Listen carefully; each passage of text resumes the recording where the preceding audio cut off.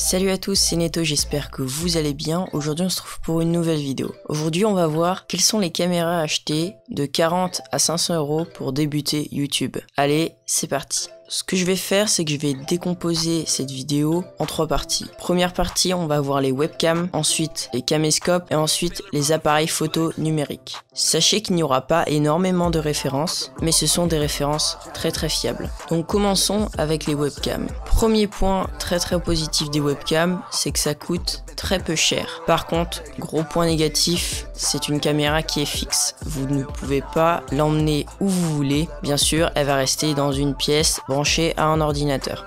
Premièrement, je vous propose la C920 de chez Logitech, qui est autour de 40 euros quand elle est en promotion, sinon vous pouvez la retrouver autour de 60-70 euros. C'est une webcam qui filme en Full HD à 30 fps et c'est ce que j'utilise dans mes vidéos, donc si vous voulez voir mes vidéos, allez les regarder, vous aurez un aperçu un petit peu de cette webcam. Donc le gros point positif de cette webcam, c'est qu'elle n'est pas chère du tout et ça suffit amplement si vous voulez faire du jeu vidéo. Par contre, généralement, si vous mettez votre tête en gros plan comme je le fais, c'est vrai que c'est un peu limité car les détails ne se voient pas trop. En deuxième, là on va faire un gros saut, on va passer en 4K à 30 fps et à 200 euros. Oui, c'est cher, mais ça vaut un peu le coup si vous faites du stream et que vous voulez absolument de la 4K. Vous êtes obligé de passer par là, je suis désolé. Ou alors il vous faudra un appareil photo numérique, mais ça on le verra après. Donc pour cette webcam, c'est la Brio de Logitech qui, à part la 4K, filme en Full HD à 60 fps.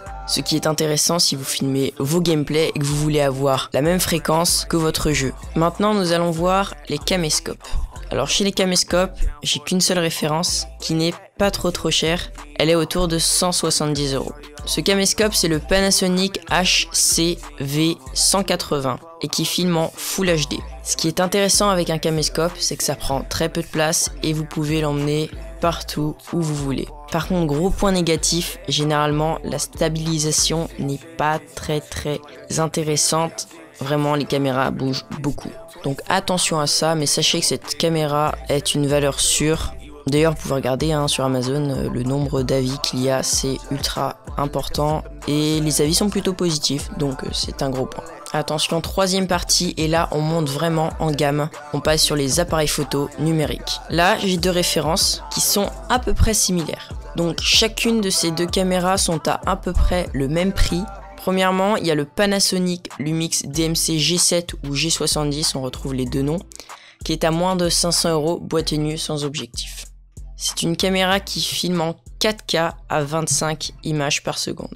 Et vraiment, elle offre une qualité énorme pour son prix, qui est très peu cher pour un appareil photo numérique en 4K. Ensuite, on a le Canon EOS M50 qui est un peu plus de 500 euros.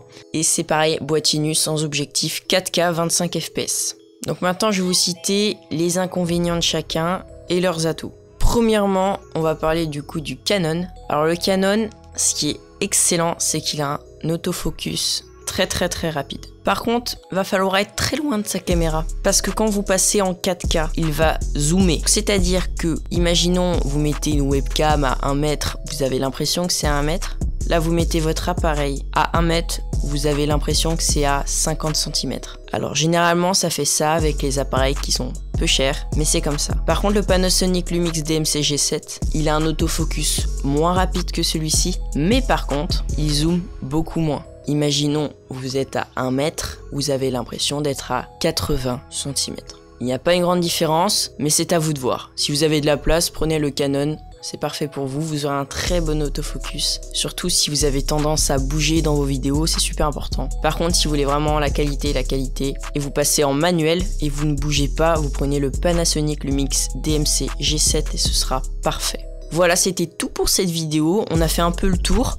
Il y en a pour tous les prix, on a 40 euros, 170 euros, 200 euros et ensuite on passe directement à 500 euros. Je pense qu'on a un peu balayé tout ça et on a sorti les meilleures références qui existent. Merci d'avoir regardé cette vidéo, n'hésitez pas vraiment à me suivre sur les réseaux sociaux, c'est super important pour être au courant de toutes les vidéos. Si vous voulez avoir plus d'informations, vous pouvez aller voir ma vidéo, tout le matériel qu'il faut pour débuter YouTube. Donc vous aurez les micros, l'éclairage, voilà, on va un peu balayer tout ça sans aller vraiment dans les détails et moi je vous dis salut à tous.